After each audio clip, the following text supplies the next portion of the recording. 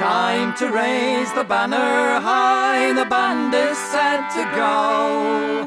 We'll bid farewell to winter and stormy winds that blow. Feel the warming of the earth as snowdrops come from snow. Raise a cheer, spring is here. Years we've had a chance to have a chat, haven't we, really? Oh, yeah. You know, yeah. and sort of like we're starting to get to know each other like a little bit better. Yes, that's right. Because usually it's just, oh, hi. Yeah. Across a crowded folk club. We wish. Yes. Yeah. I suppose where I'd like to start. Oh, by the way, here I am with Ingrid Temple, and what we're doing is we're just going to have a chat. Yeah. And what was your first encounter with folk music? Oh gosh, my first encounter, right. I'll tell you what, I went to the Oxford. Do you remember the Oxford Ballroom in Newcastle? I do. Well, I don't remember it for folk music. Well, I used to go there and I met this lad there from Leeds. All right. And he was coming, he was at teacher's training in Newcastle, and he said he liked folk music. I was 15. All right. And he was 18, obviously, going to... Hang on just a second, you were 15 at the Oxford rooms? Yes, I did. Because I had an older sister, you see. I'm the youngest of 5 daughters. Right. And so I used to go with my sister, who was 4 years older than me. And it was the big bands, that's what we went for, you know. So anyway, he said he was interested in folk music, and was there anything in Newcastle? Right. And I said, I knew the Bridge in Newcastle on a Thursday night. So we arranged to go there. And that was my first encounter of actually going into a folk club, because I suppose there wasn't that many in those days. No. But it was just, and I remember this song, oh, me name is Sylvester, you know. Oh, yes. And, isn't it funny what you remember? It is, yeah. And it was packed, and it was just fantastic. The atmosphere was fantastic. And then I suppose I didn't go into get involved again until I was about 17. 18, when I started to... Me and my sister used to often sing together. Yeah, you've mentioned that you and your sister sang. So what exactly did you sing with your sister? At that time? Folk songs, because we learned folk songs at school, you see. I'm a biker lass. And, and we sang things like Water of Tyne and How You See Who's My Bonny Lad, and quite a lot of folk songs. And so I think we're all of a similar age, and it was like Billy Boy. And, well, exactly. Yeah. Exactly. And Nancy Tickled Me Fancy and all this. So Yvonne and I used to just sort of sing together, and then she met her husband to be Alan, and he played the guitar. And was that at a folk club that you met? No, at the ministry, Long Benton, at work, they met. But he played the guitar, and then I suppose, I don't know whether he just started to accompany us or what, but then we started singing. I love the fact that it's this kind of, and then he started playing the guitar, and we started singing. But we ended up, another lad joining us, and we were called Folklore, and we used to do loads of folk clubs and... As the guests, or...? Guests, yes, and floor singers, and... but my brother-in-law was really fussy about, practicing, and we were actually quite slick, when we sang lots of Peter, Paul and Mary stuff in that. Yeah, but it was good fun. So it's quite a contrast between what you might have heard at the Bridge, which you would have had like quite a strong traditional... Absolutely. Yeah, and you were singing Peter, Paul and Mary. Can I just ask, at that time, were you going to the Bridge as well and singing there? No, I hadn't. I didn't go back to the Bridge until I started to sing with Barry. Right. And even then, you weren't really asked to get up to sing it. It was quite elitist at that time. Yeah. Things have changed. Definitely. Yes. It is good. I think what it is, it's so enthusiastic at that time. Everybody, I like to make sure people understand just how exciting the folk scene was. Well, we ran the 4 of us, when I was with my sister, we ran a folk club in Killingworth. It was in a barn behind the pub. And it was packed. I mean, there was queues at the door, and if you weren't there by 7:30, you couldn't get in. Right. And that was great, you know. We used to have some great nights, but there was loads of folk clubs around in those days. Oh, yes. You know, you could go to one folk club and it's, Yeah. you know, the first half and go somewhere else for the second half. My There was goodness. so much around. Yeah. It was absolutely brilliant. That sounds a bit like the old music hall artists who would do like 3 shows a night in 3 different music halls. You Yeah. know. And my dad's uncles owned all the music halls in Newcastle. Really? The Convery Brothers. Yeah. Right. So my dad used to talk about being backstage and meeting all these. What, the Bambara as well? I have no idea. All right. Just lots of there was several of them in Newcastle. Uh-huh. And you Did met you George ever- Formby and people like that. All right, You know? yeah, so- it was in, you know. That sort of era, like Yes, post yes. vaudeville. Absolutely. And Yeah. then they closed and I think they made them into billiard halls or something. And one sang at Bambra's. Oh, yes. You know, because it was, I can't remember why or how, a bit like you, and Yes. then we started singing. Yes. I mean, it was, folk clubs were like the highlights of your week, weren't Oh, they they? were fantastic. And they were on. There was one on every night. Mm. Or 2 on every night of the week, you know. Right. Yeah.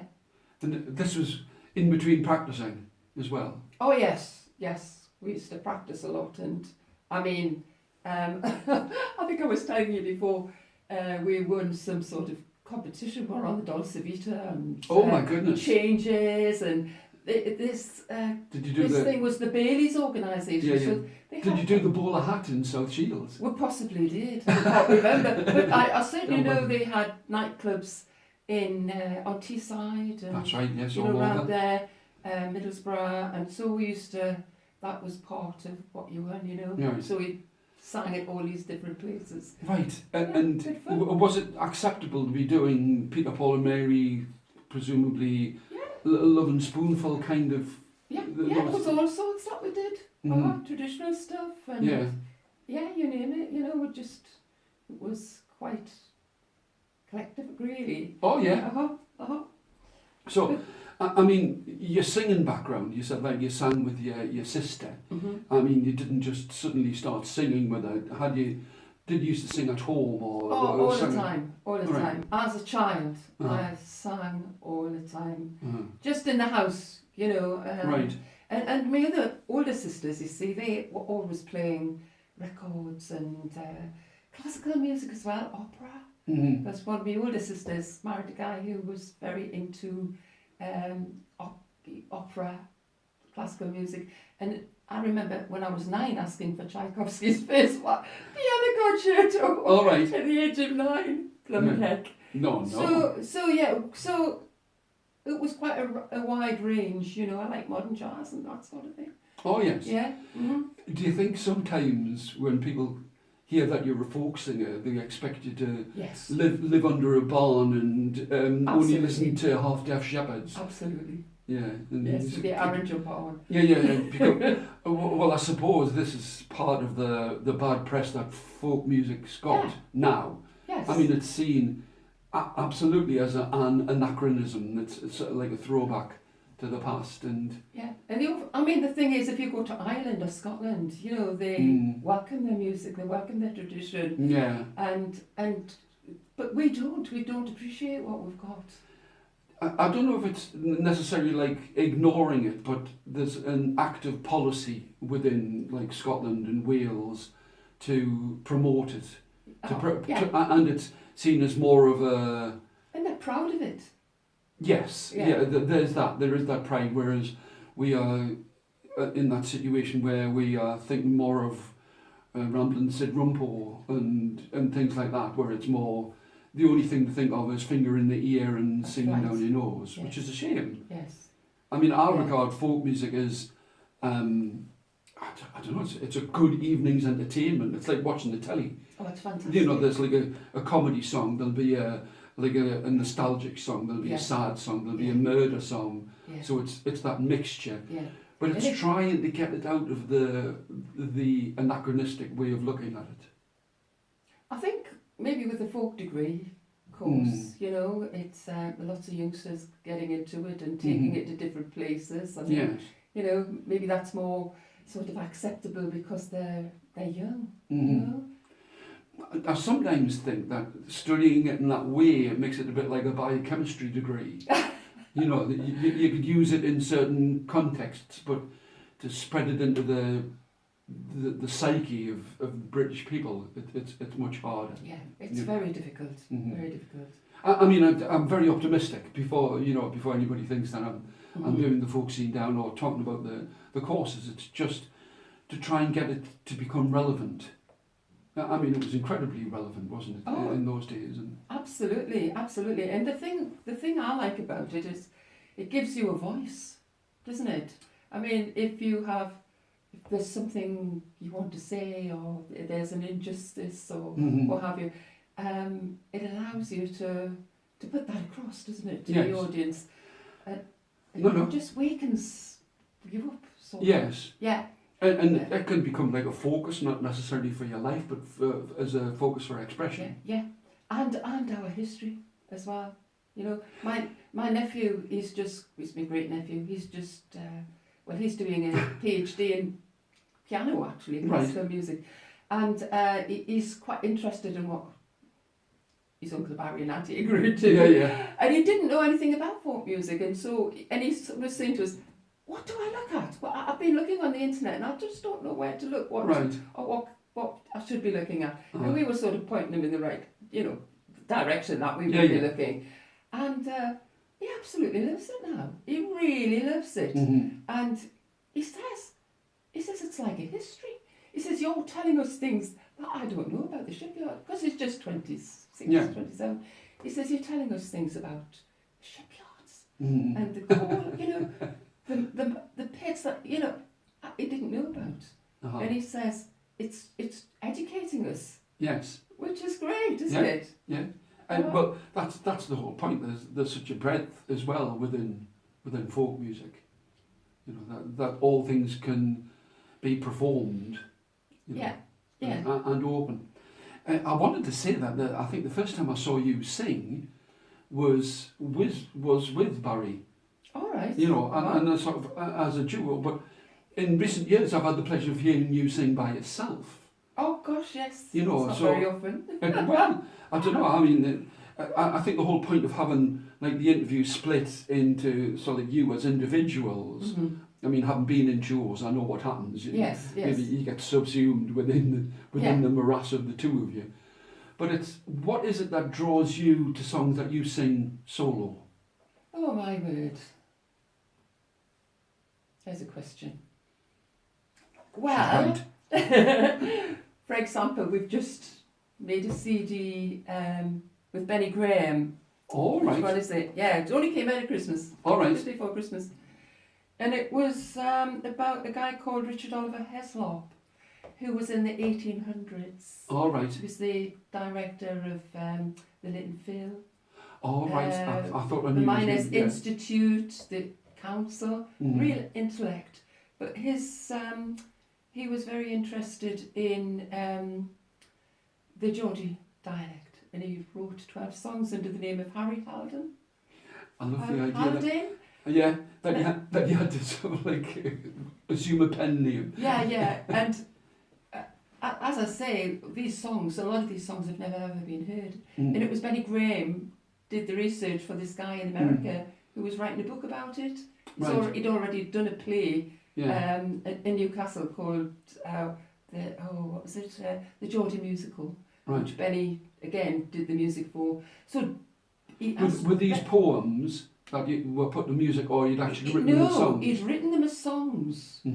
Probably for music halls and things like that, and put them to some of them tunes that are well-known tunes, like the Kiro, one of them that I do is Kiro. But there's one in there which was absolutely beautiful, which I wanted to do. Saying why did I want to do it? Yeah. And it was called "When the Ben Was Bad." Oh my goodness. And it's the most lovely song. We had to get, Benny got and went into the archives of the Evening Chronicle from 1890 something, it was so condensed, and we Yeah. had to try and get the tune Uh-huh. from that. Yeah. But what I loved about it, in those days, loads of babies died. Oh yes. There was, I mean, I was telling Vic Gammon about it, and he said his mum was one of 11 children, and his mother was the only survivor. Yeah. And so he says, I'm here because of my mother, you know. Yeah. So this is all about when the Ben was bad, Right. and the little boy is ill, and it's just telling you what a very hard existence they had in those days. You know, they were almost on poverty line, and then all of a sudden they're only one child. Yeah. But then at the end it recovers. So, Right. and I just love the emotion Yes. of that, and I like songs with, you know, that have emotion. I like to sing sometimes from the woman's point of view, from the, you know, Oh My Donna, you know, where the men have gone off wailing, and it's how the woman's left at home feeling, or in the pit, something like that, you know. Just from Well, you sang one on last Wednesday at Brighton Folk Club. Other folk clubs are available. Yes, that was, oh my word, the Old Miner. Yes, that's a lovely sentiment, isn't it? Right. Where he loved the mine, and he knew he'd been there 40 Yes. years, and he knew he was going to, you know, have to retire. Right. Who was going to do it? Yeah, I do like them with bits of emotion, but I do like them if the song's got a voice, you know. Some of Barry's songs, you know, Oh, yeah. and I love songs, that. and I love that as a phrase. So like, as long as the song's got a voice. yes. Yeah. And the thing is, from my point of view, and because I can get really, really nervous when I say, believe it or not. I used to be terrible, but I'm better now, getting older.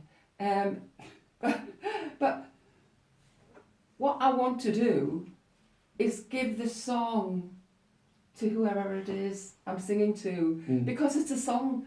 It's all about the song, as far as I'm concerned. That's what's important. Yes. And I just want to share that song. And when that song comes back to you, you know, it's got a good chorus or something, and you're just all as one, you know, it's the audience and you together. It's not me here and the audience there. I could never be like that. I'd just like to be a part of the... That's a lovely sentiment. Really. I mean, you are a very emotional and emotive singer, which is lovely. Oh, You know, right. what I mean, Oh, yes, yes. There's one thing that I want to ask is you're known for your harmony singing, and you make it look effortless when you do it. Do you find it easy? I'm only asking because I find it incredibly difficult to sing harmony. Well, shall I tell you how I started? Because I couldn't do harmonies, I suppose, when I was young. But when I was singing with our Yvonne, Alan played the guitar, and what I did, I sang the chords that he played.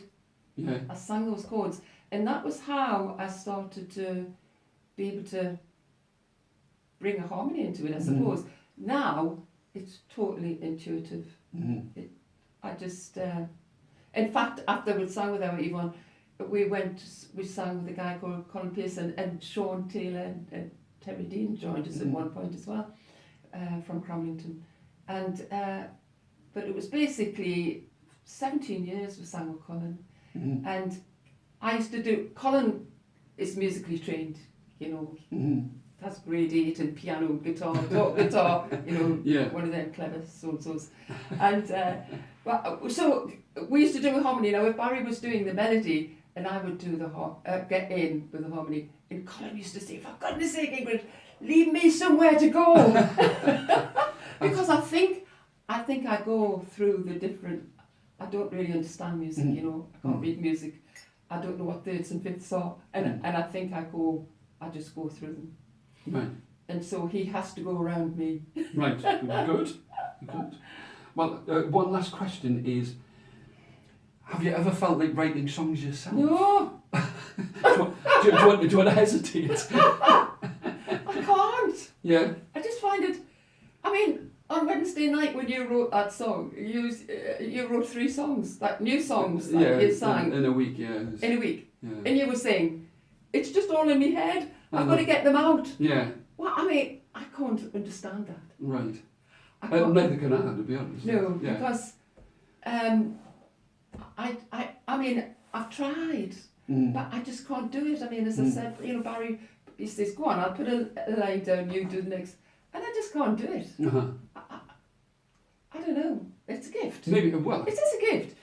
And I think Ed Pickford says, oh, it's something that anybody could do, you know. yeah, No, Ed, it isn't. yeah. I mean, he's prolific. He is prolific, He yes. is prolific. Yeah. But no, it's a gift. Not, you just, I just couldn't do it. Right. Well, can I just say it's been such a pleasure. I know you seemed like you were petrified at the beginning. It's been absolutely marvellous. You're a wonderful interviewee. You're great. Hey, do you think? Absolutely. Oh, I have noticed as well that you've got like a list that's longer than mine. I know, and I've missed loads out. Yeah. I know, it's not good. Is that on 2 sheets? Oh, just a little bit. Yeah. And of course we sing with Jim McGean. Oh yeah, well I will mention that. Yeah. But I'm very interested in seeing this one with Benny as well. So. Oh, Benny. We've made 2 CDs with Benny. Mm. And, he's just... I just keep saying, if he and Johnny Handel die, there's so much information going to go there. Isn't there? There is. Oh my goodness. And I'd travel a long way to see those 2. I think they're fantastic. I can imagine the 2 of them as a duo. Oh, well, I tell you what, they have great respect for each other. Yes. Yeah, they're fantastic. Oh, that's great. So is that it? No, I'm sorry, yeah. Yeah. Cheers, very much indeed. Okay, next.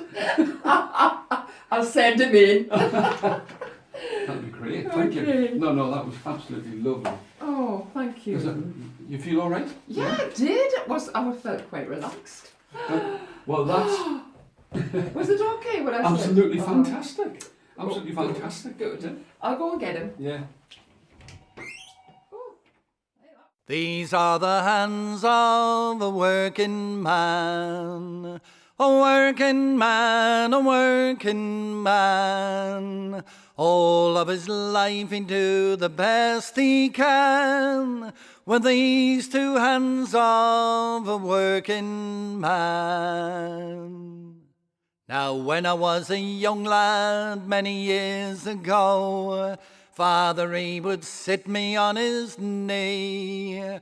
So now he would say, if you work hard every day... It's just lovely, and thanks ever so much for doing this, you know. Yeah, it's great. More than happy, you know. Yeah. Well, here I am with Barry Temple. Dun dun dun. See, well, I'll just jump straight in, really. Yeah. It must be quite gratifying for you to know that your songs are being sung all over the country. I mean, as I travel round, I hear them, you know, sort of people singing your songs. Really? How does that make you feel when you... Well, it's, as you'll learn, I'm not a great one about self-promotion. You know, I don't blow my own trumpet. I think you've got almost a negative presence on social media. Well, yes. I like to try and regard myself as being a bit under the radar sort of thing, you know. I like to just getting back to the songs. Yes, it is very gratifying, you know, and I really appreciate it. But I appreciate it for the benefit of the song, not me personally. I'm not one of these ego chasers, you know. I'm not interested in people wanting to relate a particular song to me. I want them to relate the song to being a nice song or a good song that I want to sing, you know. It's flattering that somebody listens to something that you've done, and they've taken the time to learn it. Yeah. Quite. Yeah. Well, I mean, many years ago, I actually wrote a song called "Hand Me Down Songs," and the essence of the song is really. That's what's important, not the person behind them, you know. It's the message that the song reflects, really. And we've got to keep singing the songs, you know, whether they're traditional or written by other people. we've got to keep singing them, and if we don't sing them, they sit on a shelf and they slowly die. You know? Yeah, well, I suppose pretty much like that was the essence of the song I wrote. You know, Yeah. you know, I treasure the songs. treasure the songs, not so much the singer, but Yeah. but it's a bit like the old journals. Yeah. You know, like if nobody opens them up, Oh, the exactly. songs will be lost. Ingrid and I sang with down with Jim McGeehan last year at a place called Halsey Manor, and they have their own library in there, and very interesting library. I'll tell you a spooky story about that in a minute. But yeah, the library themselves have got these wonderful books, floor to ceiling, you know. And I just sat there and I thought, you know, I went along and I was just looking at the books and I picked the book up and I thought to myself, when was the last time somebody picked this up and opened the pages? Yeah, That sort of thing. yeah. But the funny story I was saying, I was in this library all on my own, and I was looking through and I saw a couple of songs which I was interested in, and I was making some notes about them, and I had my back to the door, and I heard the door open, and I heard this voice, and it said, "Oh, sorry, you're busy."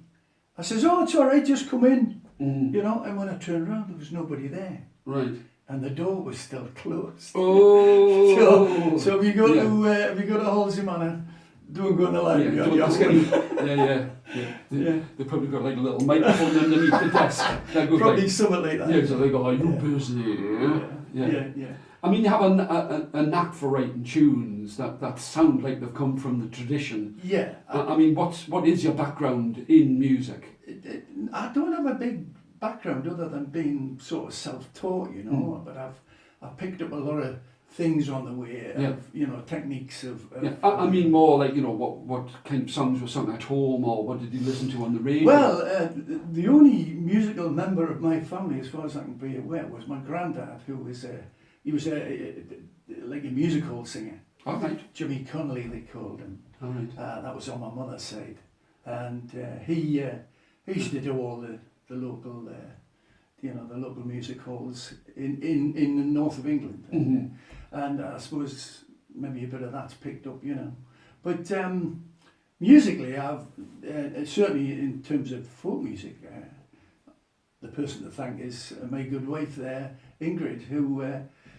She was already involved in folk music, and when I first came into it, and then I just once I heard it, I was just totally hooked. You know, It's funny, isn't it? That? yeah, and I spent a lot of time around about 70, 71. I come into it about 1968, and about 1970, 71, for whatever reason, I found I was living in Gateshead. In an apartment on my own, and it was just after my mother had died and my dad had moved, so I ended up in this apartment on my own, and I found myself going to the library, being prompted from Ingrid, you know, look into the folk music, and Gateshead Library at the time had this wonderful record. And it was records, it was CDs and everything. It was records or cassettes. And you could borrow them, and I found myself borrowing all sorts of different people. And I remember I borrowed an album by Louis Kiln, would you believe? Oh yeah. And I think it was called Along the Coley Time, maybe wrong with the title there. But he was actually the first person I ever heard singing and playing a concertina. Right. And as I play a concertina myself, Did you play concertina at that time? No. All right. No. Okay. Hey, I was sort of inspired, and I thought then the combination between the concertina and the voice really went well together, you know. You'd be surprised how many times people say they heard some folk music and it just struck them like a lightning bolt in the heart. You know, as I say, I was then listening to all sorts of music. I went from everything from the Clancy Brothers, the Dubliners. Of course, I was in the Spinners fan club. Right the way through to, like I say, people like Louis Kiln and people like Tony Rose. And I think it was about mid-70s, I think, we were in Whitby, and Tony Rose was one of the guests. And he was the first person I actually saw live playing concertina. and I was just knocked out with it. Oh. Just the actual sound and the way you could, you know, combine the concertina musically Yeah. with the voice. Mhm. It just clicked the switch on It's for funny. me, you know, and that's how I saw somebody the other day said I can play concertina and I can sing, but I can't do both at the same time. So, Yeah, well, I think one of the natural things to do when you're first learning the concertina, if you haven't not having any instruction, I've sort of more or less taught myself how to play, is the tendency is to try and play the melody mhm. and sing the melody at the same time. Right. And the only problem with that is if you miss a button on the melody on the concertina, it sort of throws you with the voice. Right, you know? yeah. So I tend to structure more towards chords now. Yeah. Or a constant screamer, as some people call concertinas. Yeah.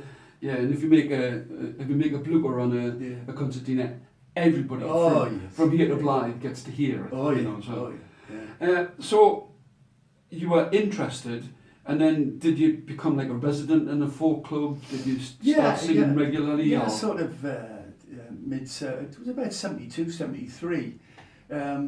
We got together with in fact, what came about was I was learning to play the guitar, and then I saw these guitar lessons advertised, and I went along to a local night school there, and lo and behold, the teacher was actually somebody we got to know very well, to the extent where we ended up forming a group. Ingrid and I, and Colin Pearson was his name. Oh, yes. Fantastic musician, lovely lad as well. Yeah.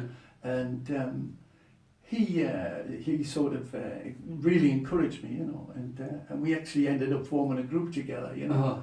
And in those days, I was just tentatively writing out a few words on my own, you know. Uh-huh. And he says, and he actually would put a tune to it.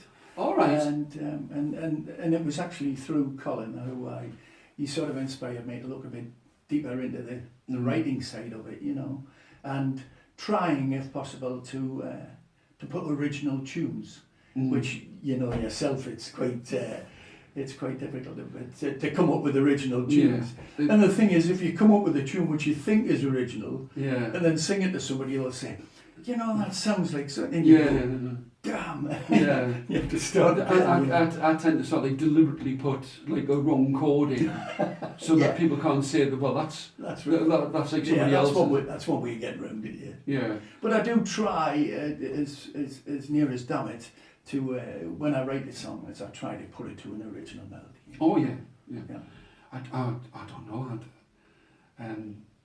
I just hope that whatever I write is original. But then again, most folk songs are.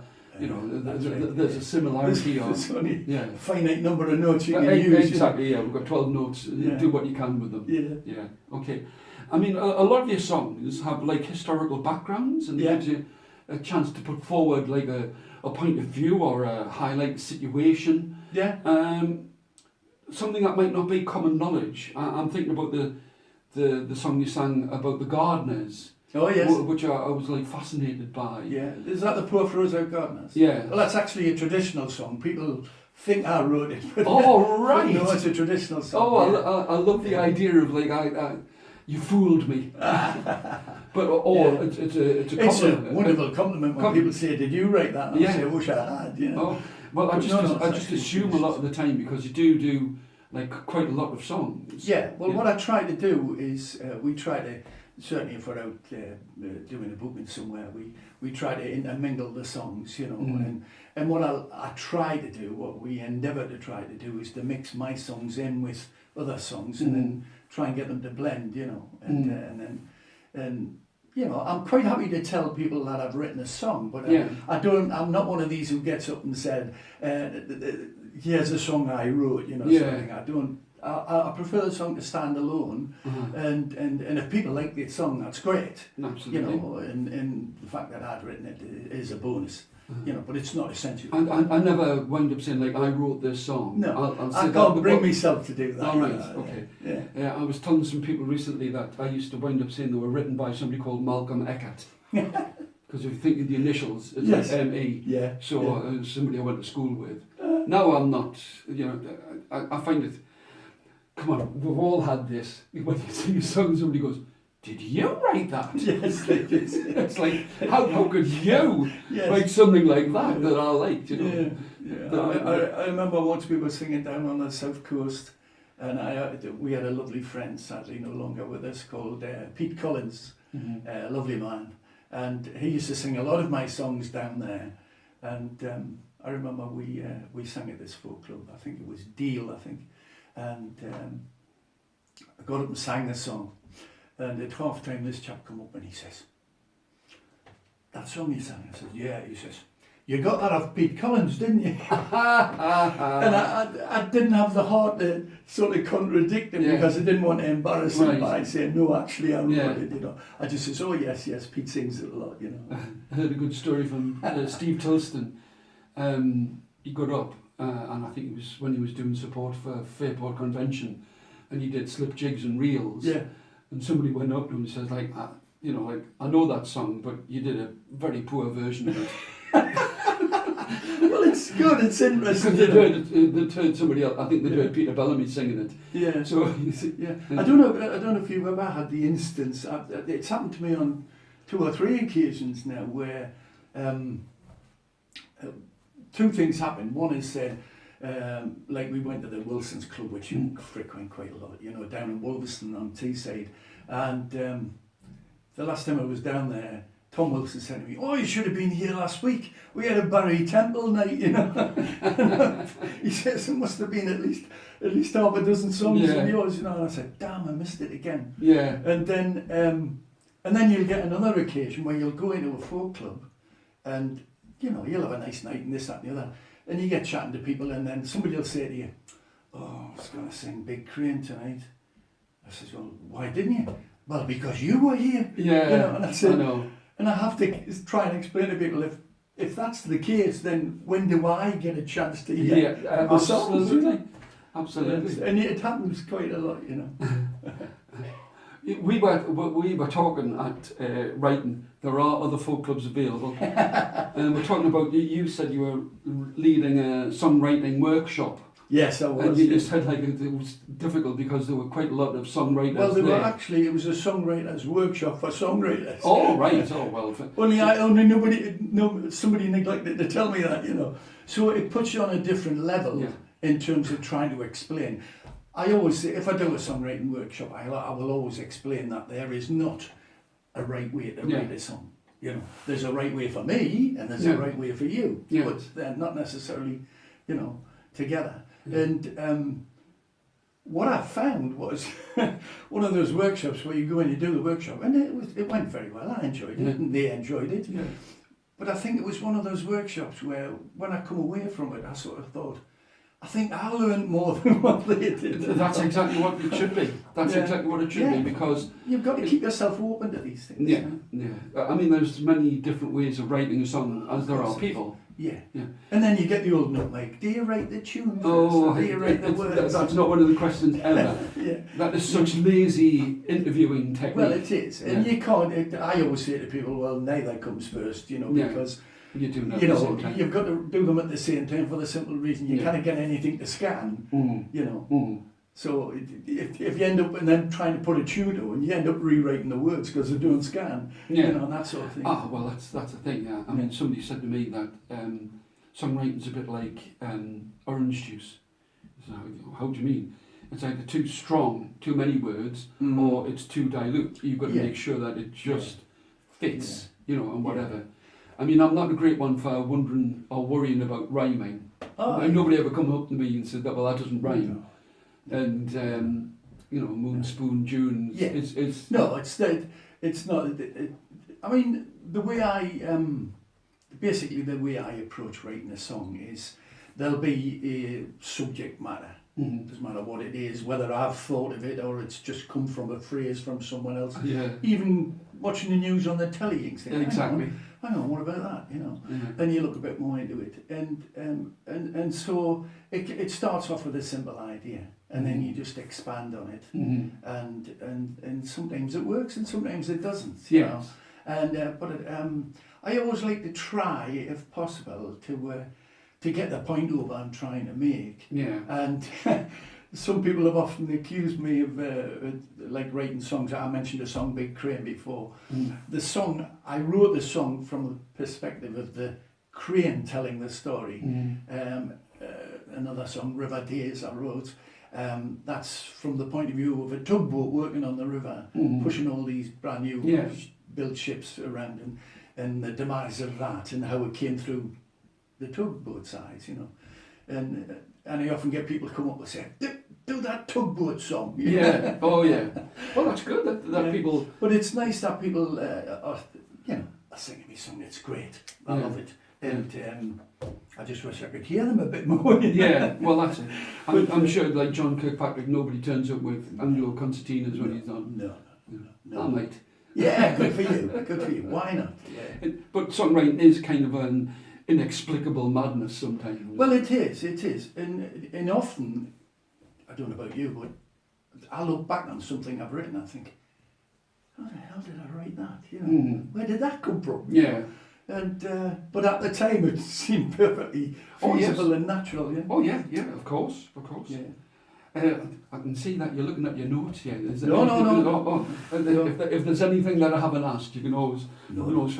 So, how do you find time to write? I mean, do you set time aside, or is it just as and when the muse strikes you? I can't be as strict and structured and rigid as that. It just happens. And Ingrid will probably confirm it to you that often, who was it I was listening to? It might have been Ed Pickford or somebody, and they said, "Oh, I always keep a little dictaphone by the bedside, and in the middle of the night, if I've got an idea, I just switch it on to do." Right. Well, I do something similar, but I actually get out of bed and go in the study and just and sometimes I put something down. Yeah. And I've got to put it down because if I leave it till the morning, I'll completely forget it. Yeah, phones are fantastic. Oh, yeah. Nowadays, yeah.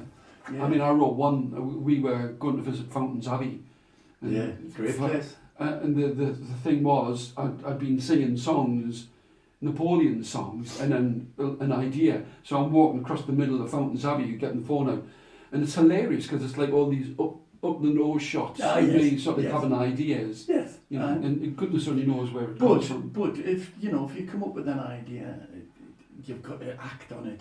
You know, in some form, like you say, using the phone's great. Yeah. And in fact, I was somewhere. We were out for a walk with Ingrid in the dog, and I was singing along. And Ingrid says, "Oh, that's great. Is that a new song?" And I said, "Well, yeah, could be. You know." And they said, and we got back home off the walk, and I said to Ingrid, "What was that thing I was singing about?" She couldn't remember, and I couldn't remember. No. There's one song that got I think there's always songs. Yeah. I suppose, like, one final question. I mean, apart from the fact it's been fantastic chatting with you, have you ever been commissioned to write any songs? Commissioned in the sense of being paid? No. but I've had people come Don't be so silly. Paid to write songs. Paid to write songs. The man's a fantasist. Yes, that would be good. You've been asked to write a song about a specific subject. On two occasions. One was a friend of mine, Gary Hogg, great lad, and he was doing a degree in music production, and as part of it, he had to make a small video. And he said to me, "I'm wanting a piece of music." And this particular video was about this lady who lived in a care home. And the whole essence of the story was this old lady in a care home, and she had a box of photographs on her knee. And she was picking them up and trying to remember things, just being prompted by the photograph. And he says, "I wanted something just to bring me into that subject." And so he said, "Could you write me a nice short song, no longer than 2 minutes," he says. And so I wrote a song called Simple Photograph. It's in the book, and people can see it. Is it in this book? This book, yeah. This book here? Yeah. And how much is this? It's £10. £10? How can you manage on only £10 for all of this? Yeah, there's 85 songs in there. And, my God. And there's links on Tinternet to all the music. How lovely. But yeah, so he said to me, "Could you write a song?" And so I did, and I actually wrote it for Ingrid to sing. and it, because of the time limitation, it only had 2 verses plus the chorus. And, you know, when you write a song with 2 verses and you sing it out live, the one thing you've got to essentially remember is to sing them in the right order. Oh. And the first time we sang it out, Ingrid sang the first verse, but she sang the second verse first. Yeah. Well, And so this woman was like, she'd remembered before she'd forgotten, if you know what I mean. yeah. So, Well, so you got to be careful with yeah. that. Yeah. I mean, it's just been fantastic to chat with you. It's Yeah. great. And what will happen is, by the magic of cameras, Oh, right. there'll be 3 of us. Fantastic. That was great. Great. Thanks Well for done. this, Tony. I hope Yeah, that yeah. was all right. Oh no, absolutely brilliant. Right. Yeah. Absolutely brilliant. So you want me to get... Well, I'll tell you what. I might have Lovely. 2 minutes. Yeah. I'm going to set up another camera Yeah. because it just makes it all different. But it's lovely. The pair of you, you're great. Right. Lovely. We're not used to doing this sort of thing, you know. Right. Well, I used to work for Radio Leeds. All right, yeah. That was- So you was doing stuff all the time. So yeah, my first interview was with Loudon Wainwright. So if you walk them Whitby streets some cold dark winter's nights, you're sure to see his face up there in the lanterns burning bright. For Captain William Scoresby forever will remain the best of all you Whitby folk and best of whaling men. Lanterns burning all around the town. Captain William Scoresby was king of the whaling ground.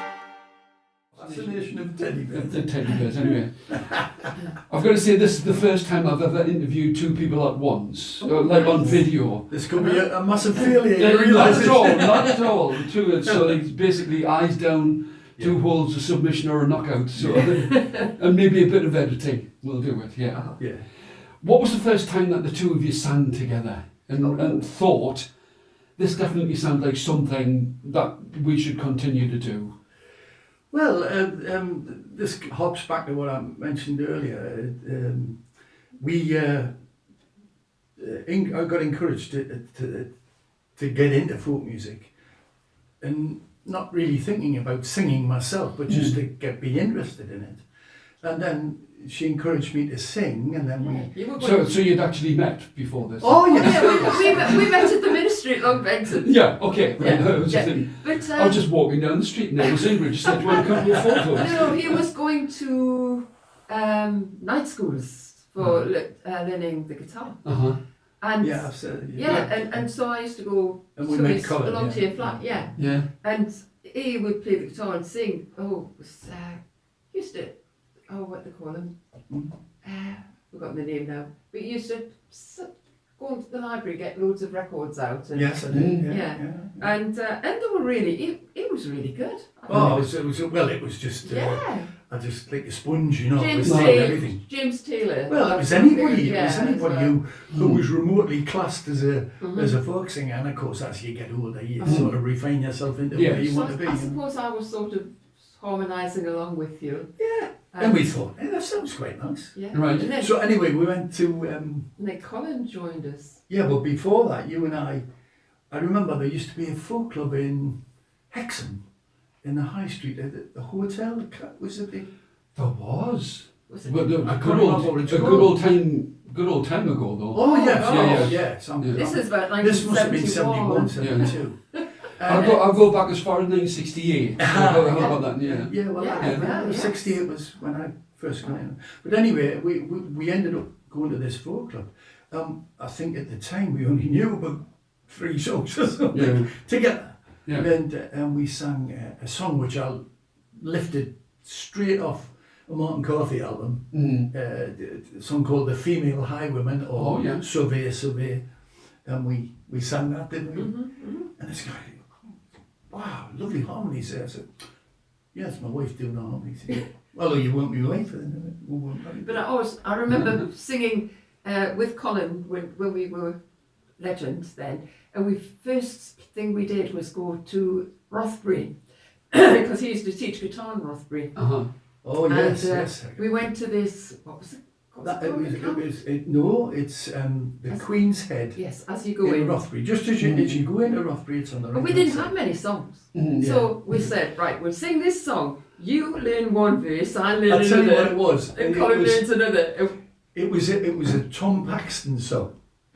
I can't remember which one. Last thing on my mind or something like that. And but it only had 3 verses. And Colin sang it, you see. And I said, well, it'd be a good idea if we all sang a verse. So I learned one verse. Yeah. And Colin started it. What did he start with? Your The verse that I'd learned. Oh, right, okay. Sung it again. So I think that was he made it up. That was the instigation of the songwriting, because Yeah. I made the verse up. So how many times have we been on stage and you go, I have no idea Where what the words are or whatever, and you just start singing like a word salad. Yes. You know, and there's very rarely people will come up to you and go, why did you sing the word gotcha in the middle of that song? Yes. Oh, yes. Nobody notices. Yeah, absolutely. Yeah. But we used to focus on sort of particular harmony singing and that. Did you sing a harmony as well? No, well, yes, I yes. did. Yeah. It depended on who was doing the melody. Right. I was going to ask if you ever like switch roles. Oh yes, yeah. we do. Yeah. We do. You wind up liking teddy bears and you wear your new scarf. But I think our voices suit better though with me doing a harmony, because if I do the works. melody, I tend to sing quite low, and you have to sing lower, and you don't feel very Yes, comfortable. it's getting the pitch thing. Yeah. I did notice the other night that you were singing a harmony as well, Yeah. you know, as well as on top of the melody, which I Yeah. thought was great. Yeah. It's this like synergistic thing where it's greater than the sum of the parts. Yes, Yeah. exactly. It's yeah. great, yeah. That's exactly right. Yeah. Yeah. But but yeah, and then you know. By the way, don't keep telling me that I'm getting it right. I'll start getting worried. So I'm like, yeah. Yeah. No, we as I say, we sang with friend Colin Pearson for 70s to early 70s to about 85. And we used to do quite a lot of folk clubs, guesting at folk clubs, but they were always in the northeast area, because Colin always, the only one stipulation that Colin had was he had 3 young boys, and they were, you know, to bring up, it was hard. And so the only stipulation Colin said, we'll sing anywhere, but I have to be able to get back home Right. on the same night. We couldn't stay over, sort of thing. So that sort of restricted where we went. Come on, where was the furthest in the northeast that you ever went? It was like Oh. just on the border of like getting back in town. probably Yorkshire or somewhere like Yeah. that. Well, it would be. Yeah. Yeah, it would be. Sort of- Whitby, Whitby was would probably. that Yeah, sort 2.5 of- hours. So, Yeah. and you could get back Yeah. there. And I remember Jim Shaw hearing us and saying, "Oh, got to get you down on Teesside." So he must have done a lot of work down on Teesside, Jim, at the time. Yeah. And so we did quite a lot of work Yeah, around sort of there. Red Car, Mask, and Johnny Taylor's Yes. something, Yeah. you know. Yeah. And then they formed a Ceilidh band Right. from Cramlington Folk Club. Well, we had such a variety of musicians. I don't know if Ingrid mentioned, we ended up for a few years resident at Cramlington Folk Club, and they had an astonishing high quality of residents. Tom McConville. Tom, was Tom, one. Yeah. Tom Yeah. started life there. I wonder what happened to him. No idea. Yes, He's doing very well. Tom's doing very well. Yeah, lovely man. Anyway, we started there, and by this time Tom had left. I think he'd gone off with Tom Napper to do various other things. All right. Can Down I hand or just something. interrupt a minute? At the folk club, he used to be a chemist. That Oh, was it. no. Oh, you know. Yeah. And he used to. I toured with them. You're telling tales, yeah. I've heard all these stories. Oh, right. No, but tell me Where more. his boss, he was playing. Always took his fiddle to work. Right. He was always playing. He used to practice about 8 hours a day. And his boss said to him, I think "You it's are time you going made to your have to mind up." decide if you want to be a musician or a chemist." Yeah. And I think at that point he walked out. Yeah. But And we know what happened. Tom, even then you could see that, you know, the way he played, you know, he needed more, didn't he? You know? And, I remember the first time I saw him at the yeah. Turk's Head in South Shields, and it was like kind of well, you don't play the fiddle like anybody else. That's Yeah. amazing. Yes. You know. I mean, I admire the fact that you put all the groundwork in. And, Oh, of course, yeah. You used to practice hours and hours. Yeah. I think you've got to, if you want to reach a certain level, you've got to, Yeah. got to put them homework And what in. I find interesting as well is when he sings, Mm. he almost mirrors what he's playing. Mm. When he's playing his fiddle, Mm. it's almost coming out of his mouth. Yeah. Do you know what I mean? The Oh, yeah. sound of the fiddle, so that Oh, they yeah. merge. Yeah. This is a It's bit quite like interesting to watch him. it's a bit like dogs. You wind up looking like your dog, so you Yes. going to turn into a double bass as he gets older. And there's another fiddle player. When we used to go to the Bay Hotel, Oh which my on a goodness! Sunday night, Goodness. the first time ever, Stuart Hardy came up to Oh, right. Newcastle. Was with He this was other another guy one. and a Yeah. girl that sang together, Uh-huh. and there he was, and he's done Greece. He was about 22, Yeah. just finished his degree in classical music actually, Right. and you could tell. He's another one you can You tell could was just tell he gonna was take going off. to Oh yes. take off. Yeah. Yeah. And Magic. a great educator is the Oh, thing yeah. about Stuart. Yeah. Well, Amazing. in the way that he like nurtures other people. oh Yes. yeah. Well, I think Fantastic. it's, you picked on an important point there, I mean, we've been singing for 53 years now. About that. And, Maybe. And I think it's really important that you give something back, Mm. and, you contribute something, I mean, whether it's songs or encouragement to younger ones, Mm. And we, when they first started the folk degree course in Oh, Newcastle, yes. that was quite a landmark because I think it was the first one in the country, wasn't it? Mhm. To do a degree course in folk music.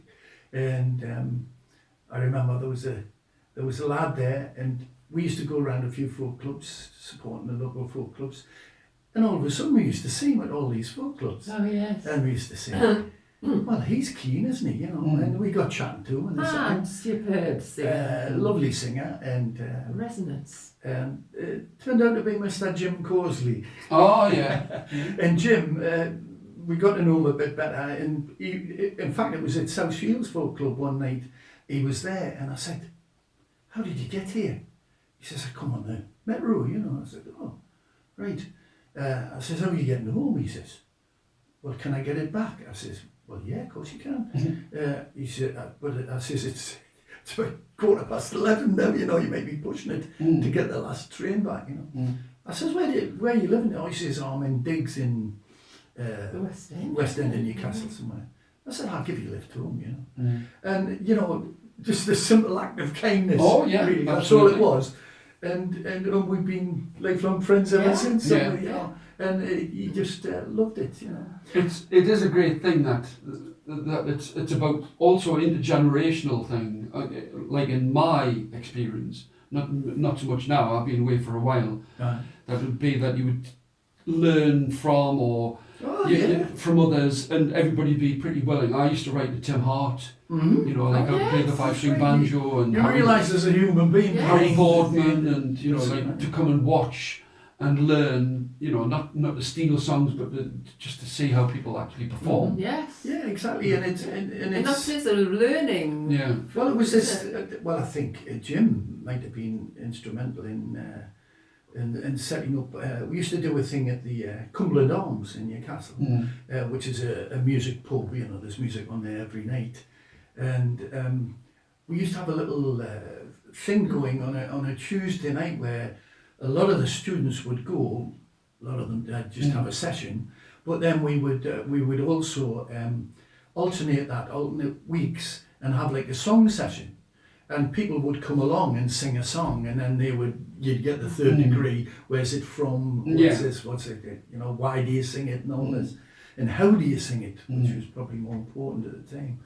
Then there was people like Ray Fisher and Donald Johnny Maguire. Harlow, Oh, yeah. Donald Maguire, Yeah. Ingrid and I, Jim McGeehan, all sorts of people, different aspects of music, and just to give people a variety without them having to trundle around a folk club all the time. And I don't know who came up with the idea, but it was a really good idea. Oh yeah.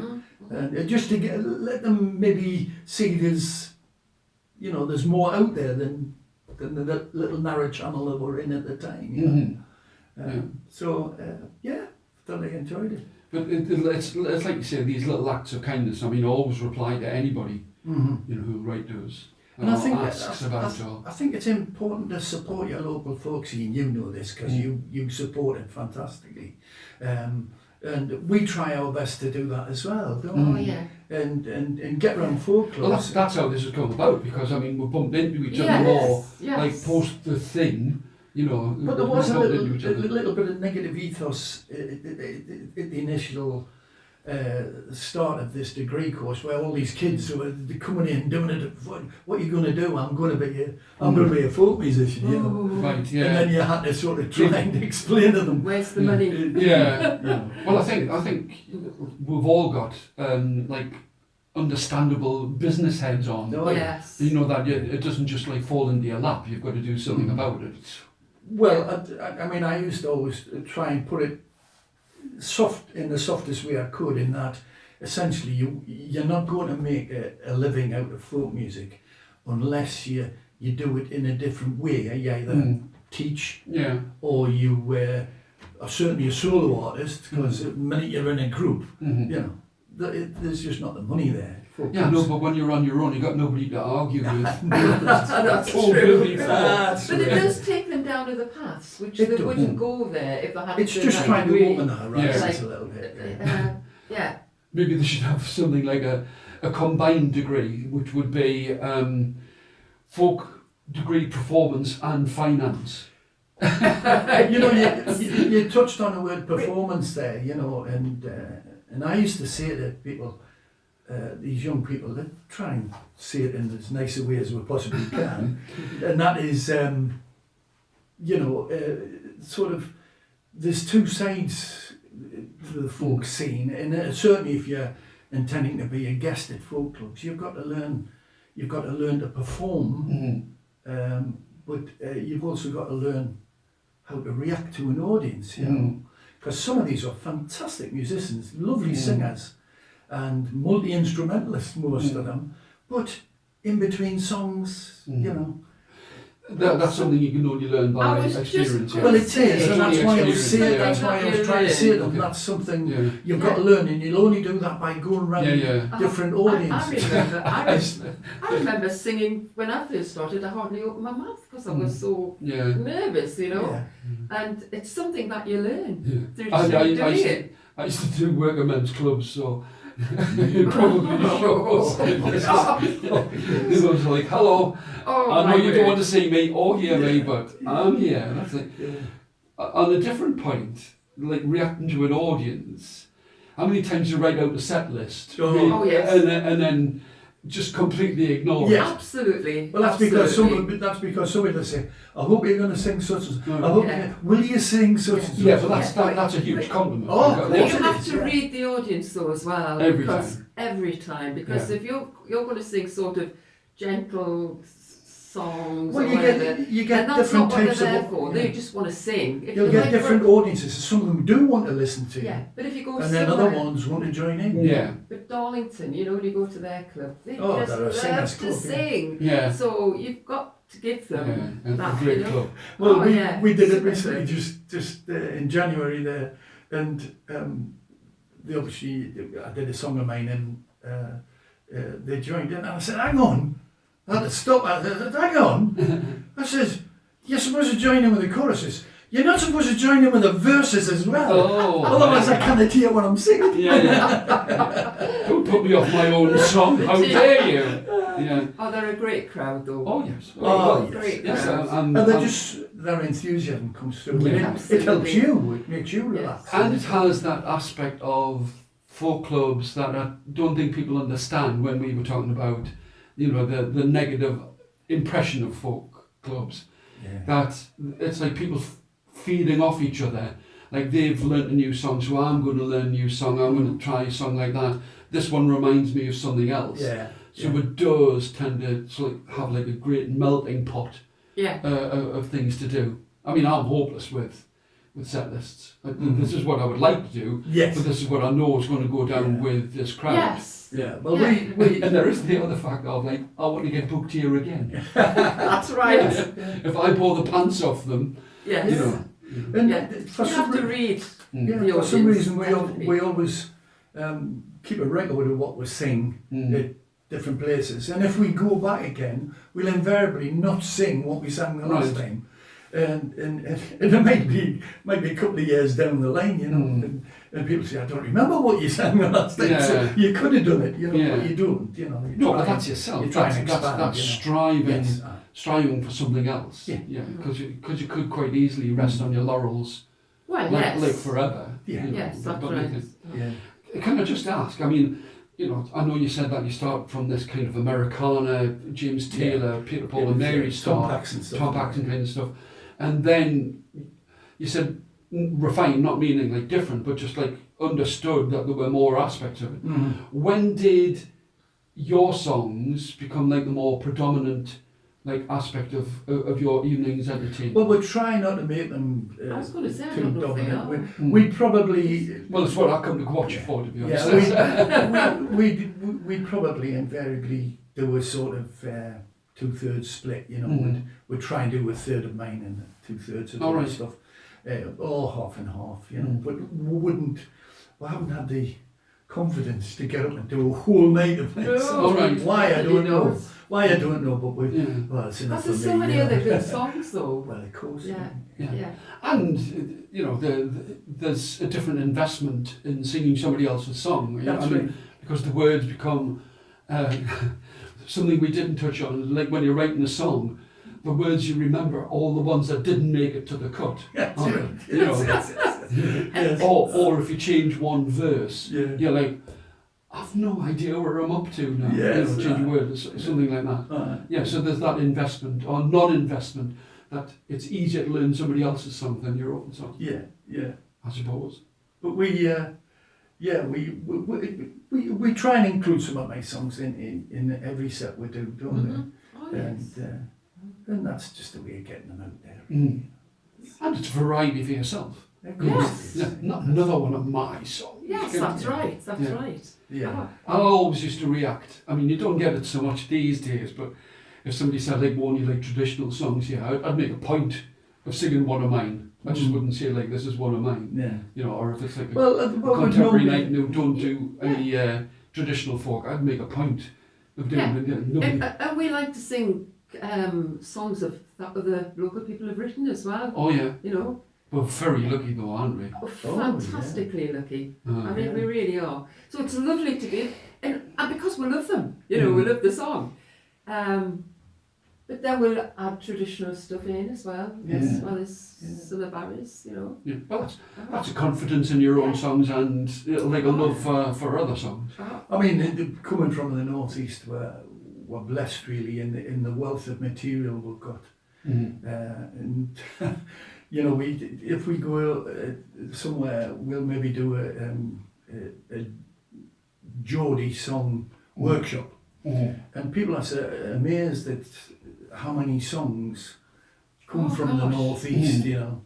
And I'll say, well, you Up know, here in the grim north. yeah, exactly. And I don't yeah. know if you find the same when you're going around the country, that the songs are very, very different in the south compared to what they are up here. Yeah, They're very rural yeah, and very quite soft yeah. down there. And Whereas yet here, we... here ours there's are- no corners They're to so take it off at all. hard, Yeah. aren't they? They're so hard and guttural. Well, I think it's nice. It's Oh, nice, yeah. but Well, that's it's the whole nice point, for yeah. a different audience in a different part of the world Yeah, to hear. You Yeah. know? And you know, great exponent of that is Jez Lowe, of course. You know, and Jez is taking songs to places. So, oh my Yeah. word. Yeah, somebody said to me when I was down south, this, he said, you lot from the north, you're all singing about miners and work and stuff like that. And I was like, yeah. Yeah, that's us, isn't that's it? fine. That's yeah, us. well, we come from It's in an the blood. industrial background, Yeah. most of us. Yeah. You know, we might not necessarily Yeah. been a miner, but I've been down the pits, you know, and Yeah. didn't like it. That's it, yeah. Didn't like it. No, no. Very claustrophobic. Quite sensible, yeah. Very claustrophobic. And I know Ken Wilson does a lovely, his birthday party in January. Yeah. And there's a lot from Ireland come over, and Yeah. there's a couple of lads from John and Pete Mhm. from Portsmouth. You live in And- Portsmouth, they all love to come to this area Because it's a different type of singing. totally different to Yeah. what they're used to. Yeah. And especially the Irish, I mean. Well, the Yeah. Irish. They don't have the choruses, you know. Well, Yeah. yeah, it tends to be, for whatever reason, it tends to be one singer, one song. And they come over here and they'll hear a wall of sound in a chorus, and you can see them listening. Wow. Yeah. Yes. Yeah. And then by the end of the weekend, Oh yeah. singing And, along. yeah. I love it. I suppose this is for you, Ingrid. When you hear one of Barry's songs for the first time, is it sort of like easy to find a harmony to it, or? And the other thing is, when you write a song, it's almost like this internal thing, that like subconscious. You're probably almost writing the harmony at the same time as you're doing the chorus. Yeah. Do you find that you've become like intermeshed? Yes. With the songs. Yeah, we do. People say you've got a sibling sound, which Right. shouldn't really have, because It's like that blood harmony kind of thing. Because we've got songs this because together we've for sang so together long. for so Yeah. long. And Ingrid's, she's very quick at harmonies. Well, it's She just- can basically. It's automatic. You sing her a now. song, she'll be singing a harmony. by Oh, the end you of the did. day. You Yeah. did the other night. You said like, oh, there's a great harmony for that. And I'm going. Yeah. Yeah. Yeah. Where were you And on it's just- Tuesday when I was writing it? And she just But it's more tracks in straight interesting away. if there's an instrument to it as well, because sometimes the instrument is playing a harmony, isn't it, All right. to the song, Yeah. and then you can put another harmony to it and make it just a bit more full. interesting. That's yes. what you were saying when you were listening to the guitar. You were almost singing from the chords as to what goes with it, which is. Yeah. I mean, I'm a very late bloomer when it comes down to singing harmonies, but I'm fascinated by it, but I just can't do it easily. Yeah. Yeah, and it's a bit like you've mentioned this in the past sessions in Leeds about playing along with people. You just got to absorb it, haven't you? Oh, yeah.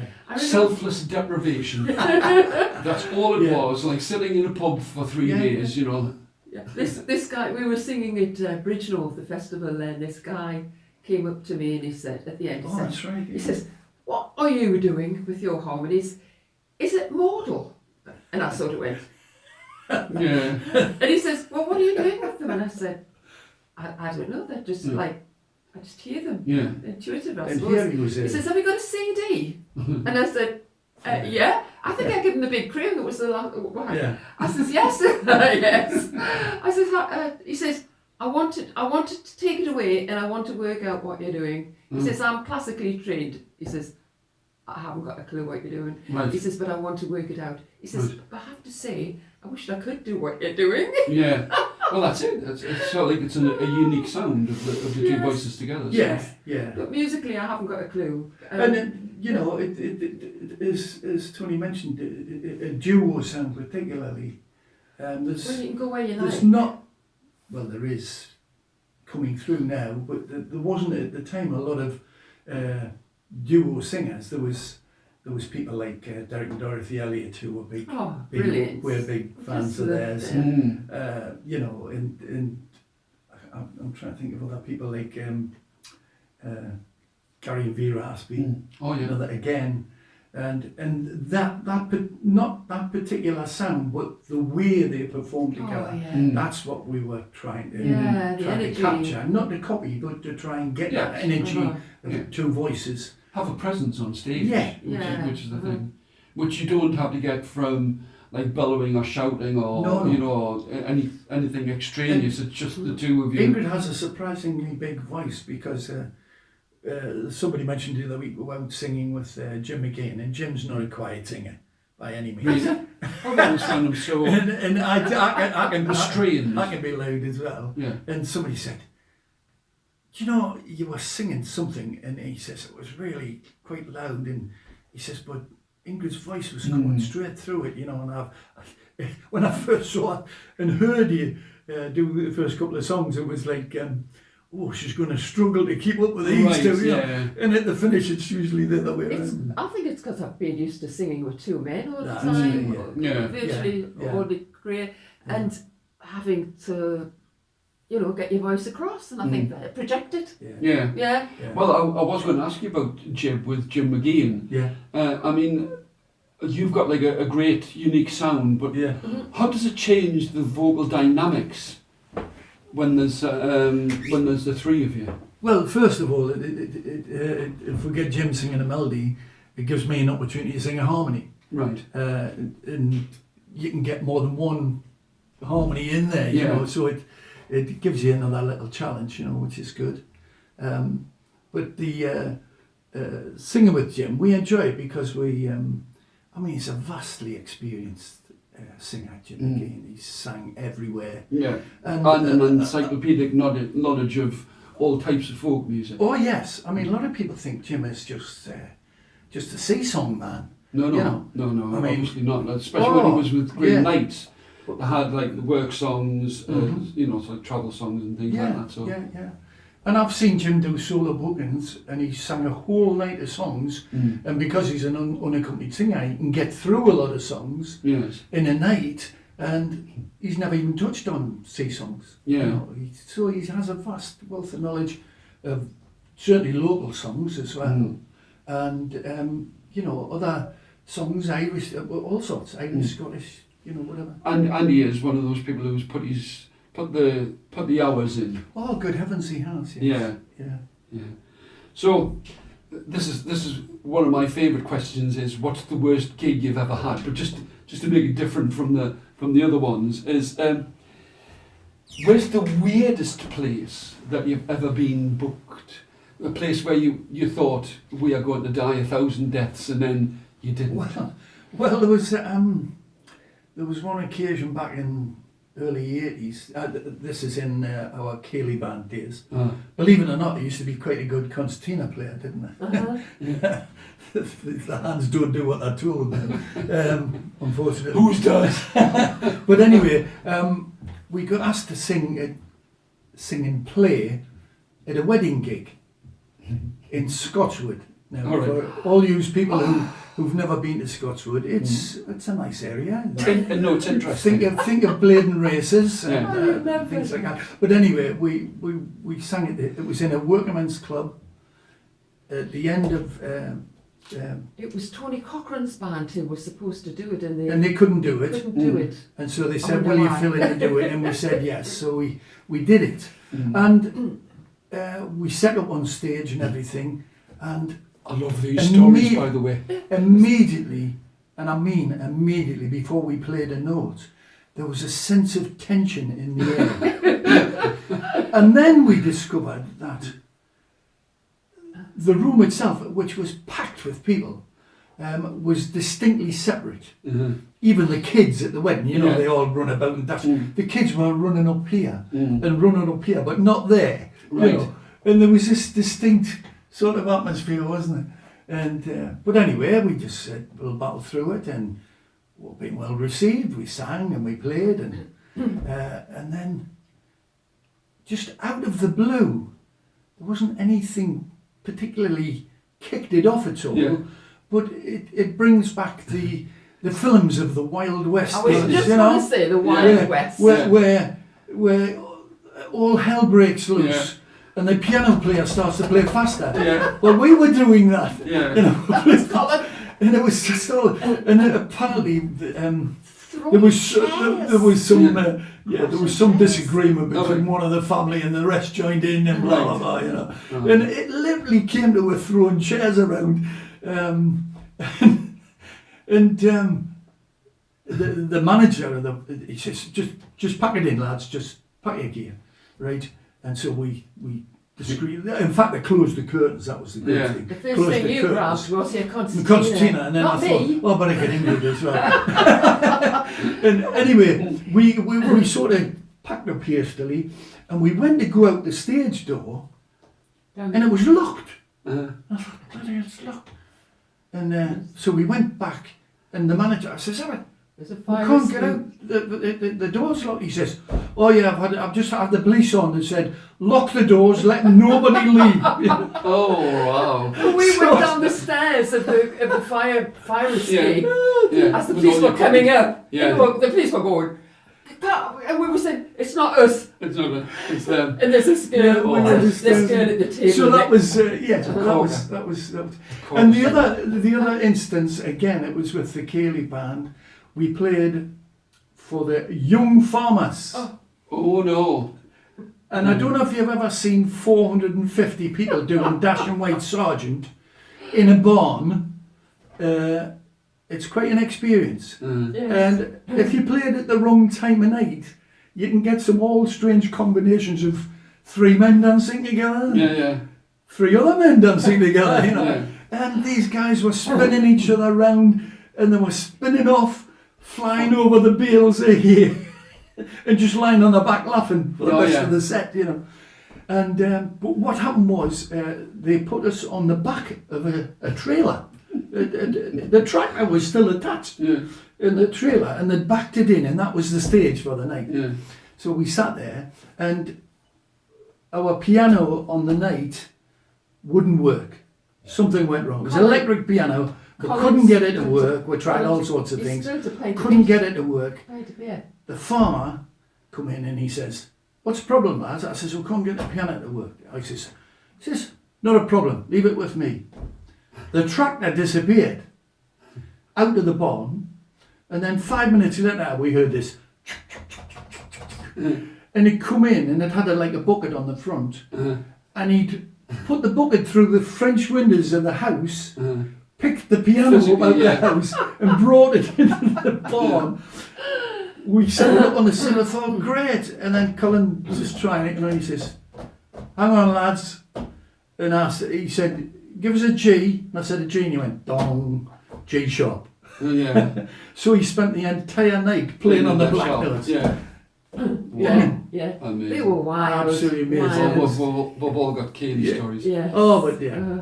Well, we're nothing if not Good. adaptable. Yeah. Absolutely. But good fun. You've been there, you know It's what I'm... experience, isn't it? It is. It has been an absolute blast. All right, I really. I'm so pleased we've managed to... Oh yeah, you survived. I did. You passed the test. I bet I've read. Not at all. Not at all. It's been absolutely fantastic. And what I'll do is I'll take all of these CDs and all these photos, and I'll put them as like a little trailer at the end. I'll probably take like one of your tunes and I'll run the things on so people. Right. Yeah. It's been wonderful. Here we are. Yeah, Lost in the Red Hot I'm Teetotalers. pleased you enjoyed it. I hope we've done you justice. No, absolutely not. Absolutely not. And I'm sure. But I hope the one thing I wanted to try and get across was just, you know, the love of the music. Really. Well, absolutely. There was no. And the music was and song, never a point that's in time. important. Yeah. And we're not important, we're just the vehicle, you know. Yeah. But it is. We're just the carriers of The these song. things. And we're lucky enough to get to travel around, meet people, yeah. and make friends, and. What is gone now, as we bid a fond farewell, as we bid a fond farewell. So treasure each and every song you've sung both far and near, with friends who are now past and gone, yet still their voice we hear. For time can never change their song, still we hear them sing. So raise your glasses to the time when we all sing again. Come tomorrow, come what may, there is only time will tell. Then we'll think on what is gone now, as we bid a fond farewell, as we bid a fond farewell.